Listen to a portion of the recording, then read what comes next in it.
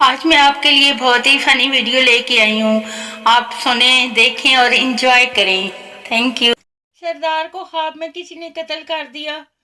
सुबह सरदार ने अपना HBL अकाउंट बंद करवा दिया। भला क्यों? क्योंकि HBL आपके ख्वाबों को हकीकत में बदल सकता है। जहाँ ख्वाब वहाँ HBL।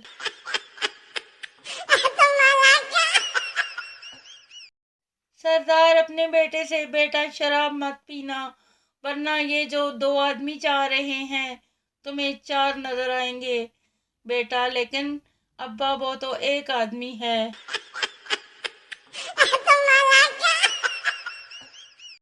सरदार, बचपन विच मां दी गल सुनी होंदी ते अज ए दिन ना देखना पैंदा। जज हैरानगी से, क्या कहती थी तुम्हारी माँ? सरदार मासूमियत से, भाजी जदों गल ही नहीं सुनी ते फिर की दसां।